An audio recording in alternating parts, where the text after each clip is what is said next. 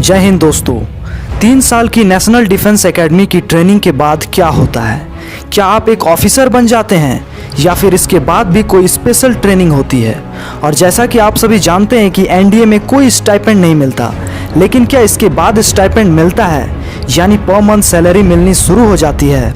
इन सभी चीज़ों से आप परिचित होंगे और एनडीए ट्रेनिंग के बाद की पूरी प्रक्रिया को जानेंगे। वीडियो में अंत तक बने रहें, वीडियो बहुत ही इंटरेस्टिंग और नॉलेजेबल होने वाली है।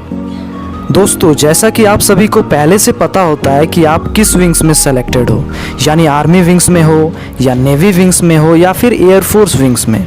लेकिन एनडीए में इन 3 सालों के दौरान करीबन 2.5 साल आपको पता ही नहीं लगता कि आप किस विंग्स में हो, क्योंकि 2.5 साल की ट्रेनिंग एक साथ होती है और सेम होती है। लेकिन जो लास्ट के 6 महीने बचते हैं, यानी लास्ट सेमेस्टर, इसमें कैडेट्स की अलग अलग विंग्स की स्पेसिफिक ट्रेनिंग होती है। मतलब यह है कि अगर आप आर्मी विंग्स में हो तो आपकी आर्मी की स्पेसिफिक ट्रेनिंग होगी, नेवी विंग्स में हो तो नेवी की स्पेसिफिक ट्रेनिंग होगी और एयरफोर्स विंग्स में हो तो एयरफोर्स की स्पेसिफिक ट्रेनिंग होगी। और जैसे ही आपकी 3 साल की एनडीए की ट्रेनिंग समाप्त हो जाएगी तो आपको जवाहरलाल नेहरू यूनिवर्सिटी द्वारा बैचलर की डिग्री प्रदान की जाएगी, यानी बीए, बीएससी और बैचलर इन कंप्यूटर साइंस।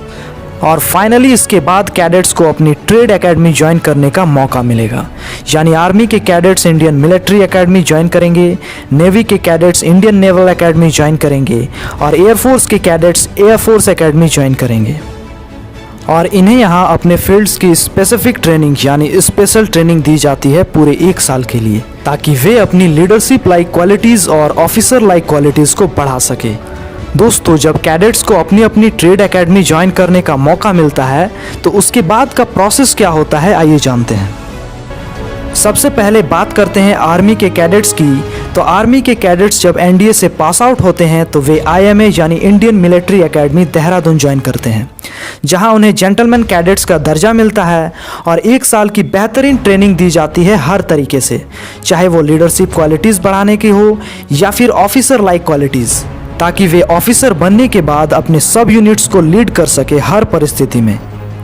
और जब जेंटलमैन कैडेट्स की 1 साल की ट्रेनिंग कंप्लीट हो जाती है तो इन्हें परमानेंट कमीशन दे दिया जाता है और इनकी रैंक नियुक्त कर दी जाती है लेफ्टिनेंट की।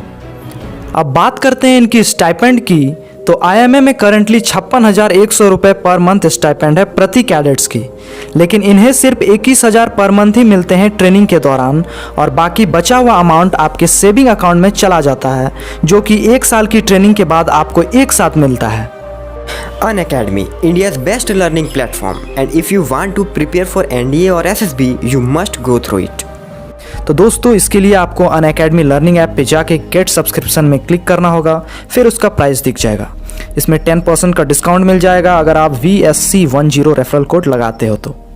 एनडीए 2 का रणभूमि बैच 21 जुलाई 2021 से शुरू हो रहा है और 2022 का वीर एनडीए बैच 24 जुलाई से शुरू हो रहा है। तो इसका कंप्लीट कोर्स आप परचेज कर सकते हैं। इसके लिए आप अनअकैडमी लर्निंग ऐप को प्ले स्टोर से या डिस्क्रिप्शन के लिंक से डाउनलोड कर सकते हैं।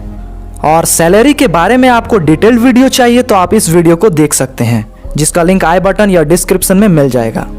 दोस्तों, ये तो थी इंडियन आर्मी के कैडेट्स के बारे में। अब बात करते हैं इंडियन नेवी के कैडेट्स की। तो इसमें 2 एस्पेक्ट्स होते हैं। पहला, जब नेवी के कैडेट्स एनडीए से पास आउट होते हैं तो 79 कैडेट्स को ट्रेनिंग दी जाती है इंडियन नेवल एकेडमी एजिमेला में पूरे 1 साल के लिए। और इन 1 सालों में कैडेट्स को नेवी की बेहतरीन ट्रेनिंग कराई जाती है पूरे प्रैक्टिकल वे में। और जब कैडेट्स अपनी 1 साल की ट्रेनिंग को सक्सेसफुली कंप्लीट कर लेते हैं तो उन्हें सब लेफ्टिनेंट रैंक नियुक्त कर दिया जाता है, जो कि उनकी फर्स्ट रैंक होती है। लेकिन अगर हम बात करें इसकी सेकंड एस्पेक्ट की, तो जो कैंडिडेट्स 10+2 के बाद डायरेक्ट नेवल एकेडमी ज्वाइन करते हैं उनकी ट्रेनिंग पूरे 4 साल की होती है, जहां उन्हें बीटेक की डिग्री प्राप्त होती है जेएनयू द्वारा। और इनकी जब 4 साल की ट्रेनिंग सक्सेसफुली कंप्लीट हो जाती है तो इन्हें भी सब लेफ्टिनेंट रैंक नियुक्त कर दिया जाता है। अगर आपको अभी भी दोनों एस्पेक्ट समझ में नहीं आया तो आप दोनों एस्पेक्ट्स को फिर से देखें, आपको पूरा क्लियर हो जाएगा। और इंडियन नेवल एकेडमी में स्टाइपेंड की बात करें तो इसमें लास्ट ईयर में कैडेट्स को स्टाइपेंड मिलना शुरू हो जाता है, जो कि 56,100 रुपये प्रति माह होता है, लेकिन in hand salary approx 41,000 per month ही मिलता है। दोस्तों, अब बात करते हैं एयरफोर्स कैडेट्स के बारे में। तो इनके लिए भी 2 तरह की प्रक्रियाएं होती है। पहला होता है फ्लाइंग ब्रांच कैडेट्स के लिए और दूसरा होता है ground duty technical and non technical cadets के लिए। जब फ्लाइंग ब्रांच के कैडेट्स एनडीए से पास आउट होते हैं तो उनकी 1.5 साल की ट्रेनिंग एयरफोर्स एकेडमी में होती है, लेकिन दोस्तों यहाँ उन्हें 1 साल की ट्रेनिंग के बाद ही प्रोविजन कमीशन दे दिया जाता है, यानी उनको फ्लाइंग ऑफिसर की रैंक नियुक्त कर दी जाती है। लेकिन जो 6 महीनों की फर्दर ट्रेनिंग होती है उसमें उन्हें फ्लाइंग ब्रांच की डेप्थ ट्रेनिंग दी जाती है और ये 6 महीने कंप्लीशन के बाद उन्हें परमानेंट कमीशन ऑफिसर बना दिया जाता है। बात करें ग्राउंड ड्यूटी कैडेट्स के लिए तो इन्हें एनडीए पास आउट होने के बाद एयरफोर्स एकेडमी में 1 साल की ट्रेनिंग दी जाती है और इसके बाद इन्हें भी फ्लाइंग ऑफिसर रैंक नियुक्त कर दिया जाता है।